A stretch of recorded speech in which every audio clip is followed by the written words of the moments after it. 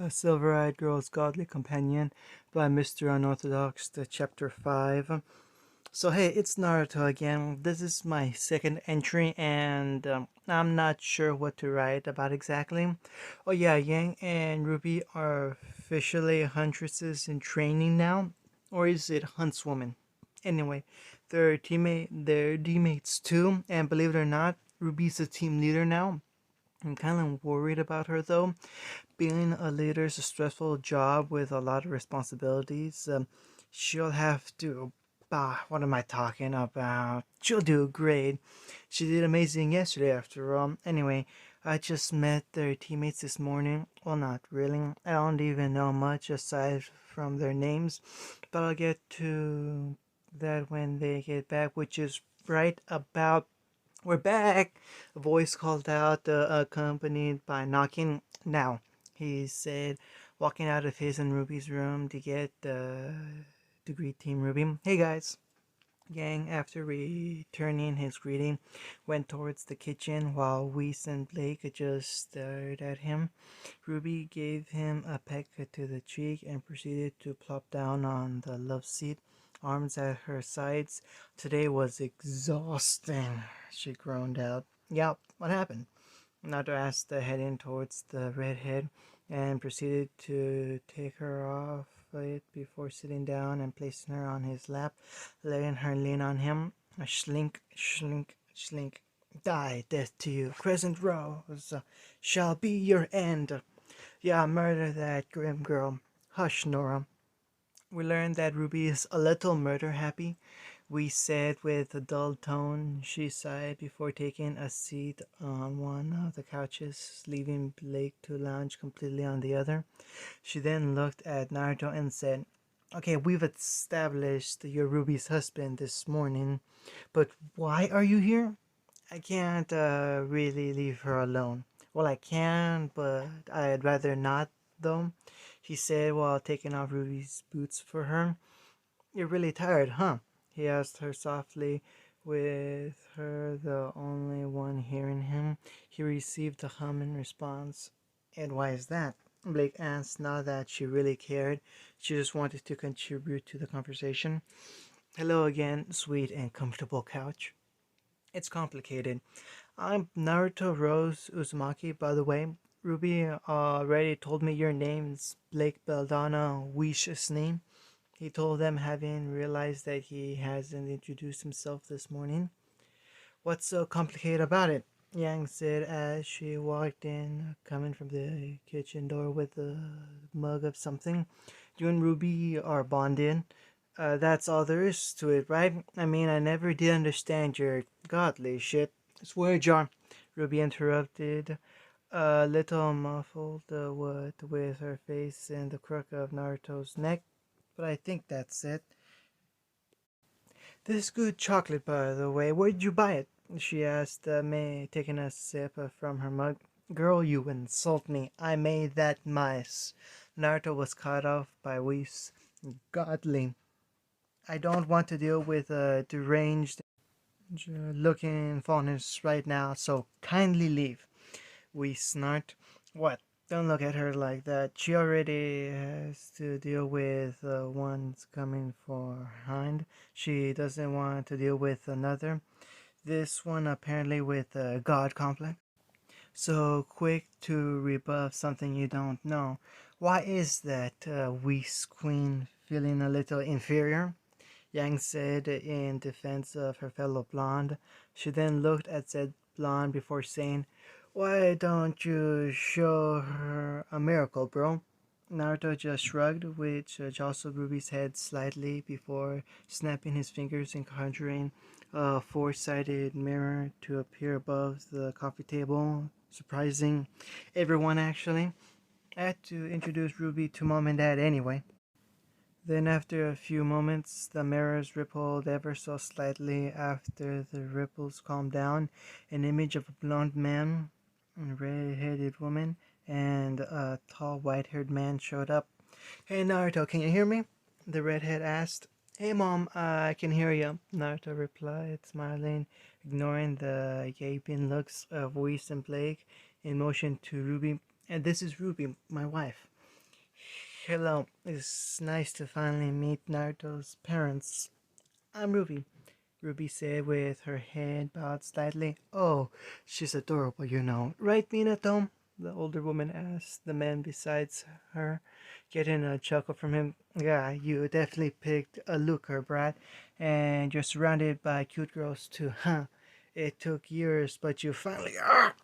The tall, white-haired guffed before being smacked by the redhead. The blond man only owed his face before looking at Naruto. So a redhead too, huh? He chuckled at the girl's red face. He then looked at Ruby and said, I mean it all, by the way. The redheaded woman is my wife Kushina, and the man she's beating into the ground is Jiraiya, my and Naruto's former teacher. That Bugsman blonde over there is Ruby's sister Yang Xiaolong. Naruto said with affirmation, girl waving at the mirror screen. Hello, I've been waiting Xiaolong to meet Ruby's parents-in-law. Get it? She asked, getting a chuckle from Minato and a groan from Ruby. Damn it, Yang! Ruby mumbled out. The one in black's Blake Belladonna, and the one in white is Wisni. Naruto said, motioning to the girls at the call of their names. Blake merely gave a wave while Weiss was a little more vocal. It's a pleasure. This still doesn't prove your point, Yang. What point? Kushina asked, having just finished beating the old pervert into the ground. She then waved at them and said, also hello again. Are all redheads so chipper? Blake thought to herself, thinking about Ruby, Nora, and Para. Then Adam's image popped in her head. Oh yeah, there's him. I guess it's just them. Naruto being a god, Yang stated bluntly. What, she wasn't really that good with words, and she'd rather not beat around the bush? Oh, he is one, you know. I mean, look at his eyes and horns, Kushina said. What about those? We asked with narrow eyes and raised brows. Those are signs of divinity, or the very least it is in our realm, Minato stated before continuing. Besides, we wouldn't be talking right now if he wasn't one. And why is that? Blake asked. Wait, realm? 'Cause we're dead, Krishna said bluntly. She then had a big glowing smile and spoke. But then, Naruto's made into a god and all, so he can talk to us. My son is so awesome, you know? Noticing the shocked looks of Black and White, Naruto proceeded to talk to his parents. So anyway, after introducing his parents and godfather, Naruto then introduced the tail beasts who were just passing by, further sending Monochrome into shock.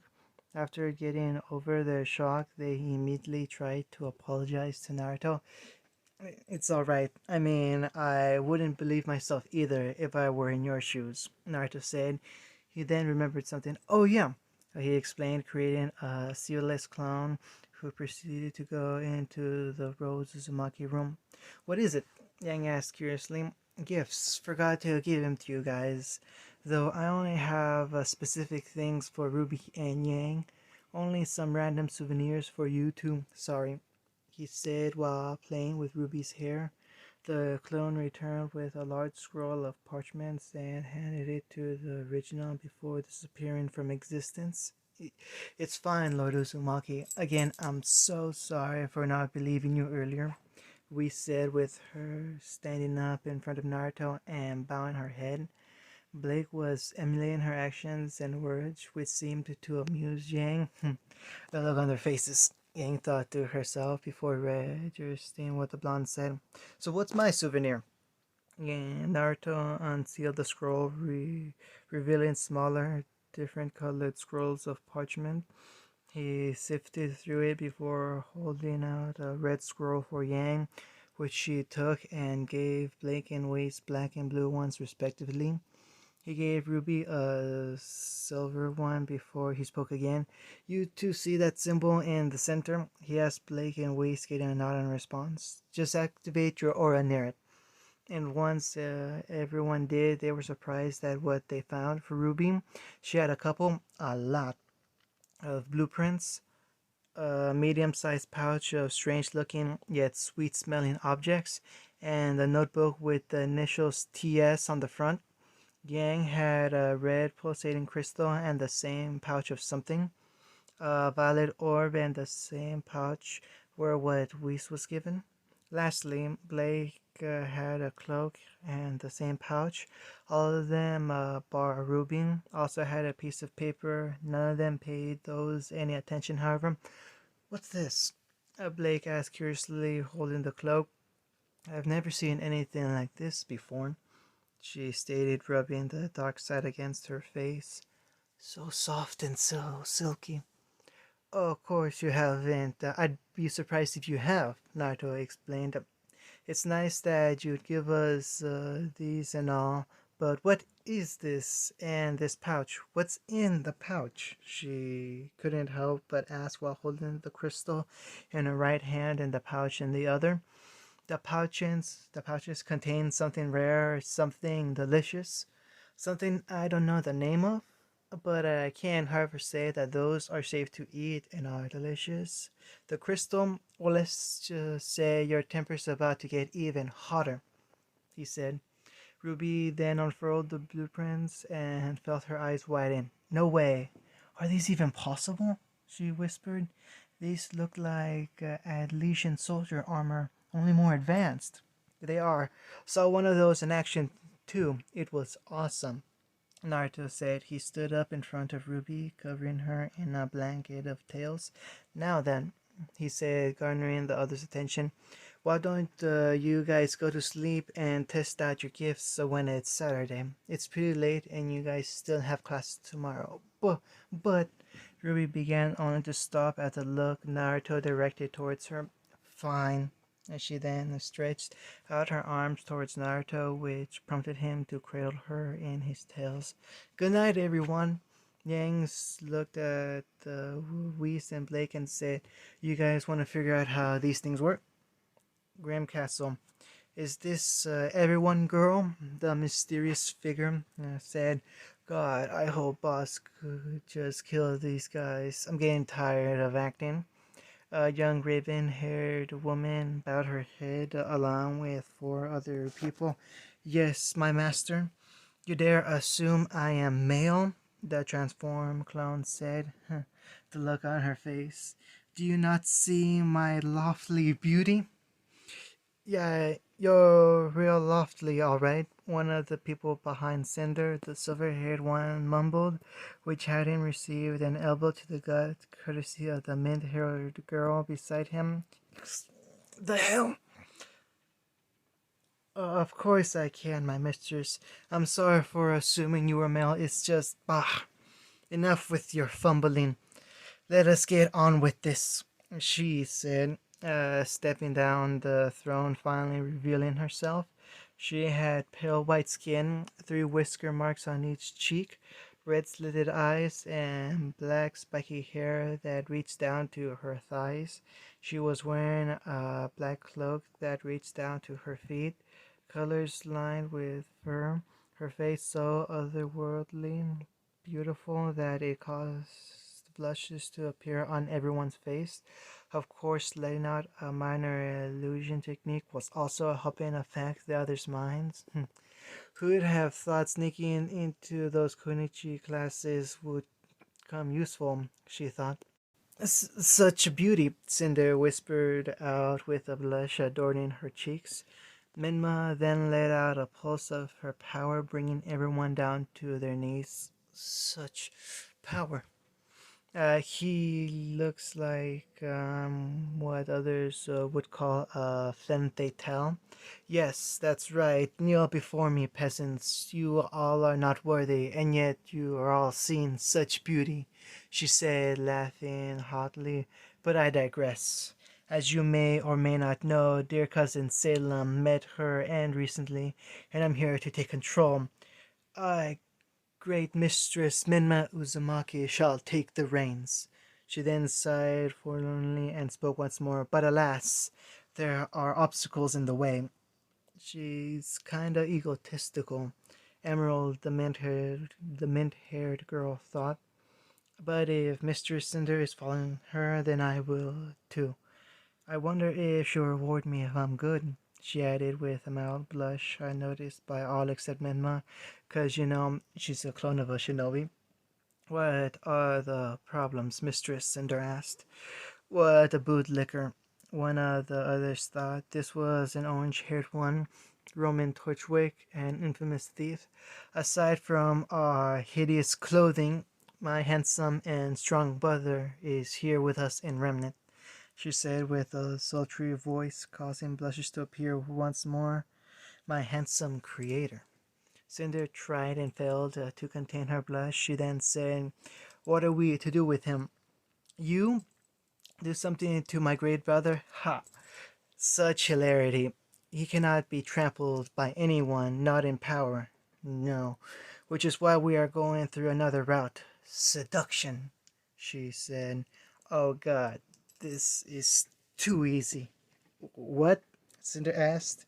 Why not just threaten someone close to him or find his weakness? Are you questioning my methods, girl? Menma said with a flex of her powers. Man, Pervy Sage was right. I'm awesome in action. No, my mistress, please forgive me for my impudence. Cinder bowed her head. I'll let your impudence pass this one time, Fall. For now, we must talk about how to captivate my cousin's heart. She then noticed that the silver-haired teen was raising a hand. What is it, foul-haired monkey?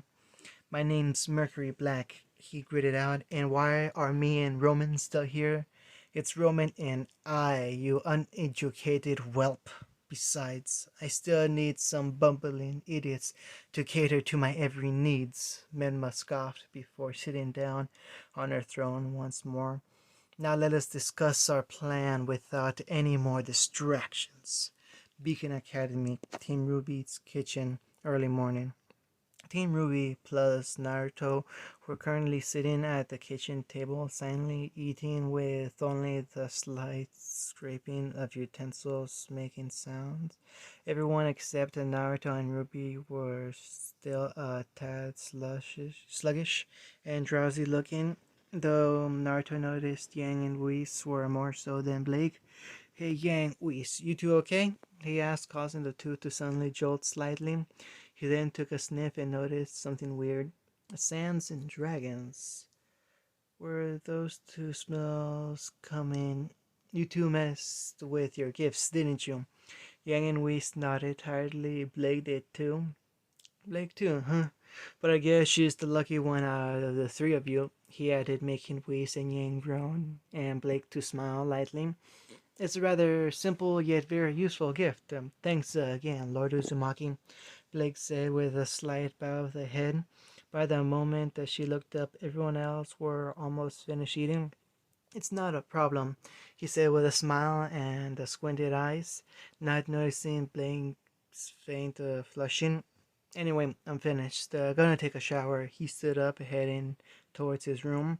Wait for me. I'm almost finished, Ruby said, shoving the rest of her food into her mouth. She then put her dish in the sink and made her way towards the room, leaving three wide-eyed girls. Wait, the hell?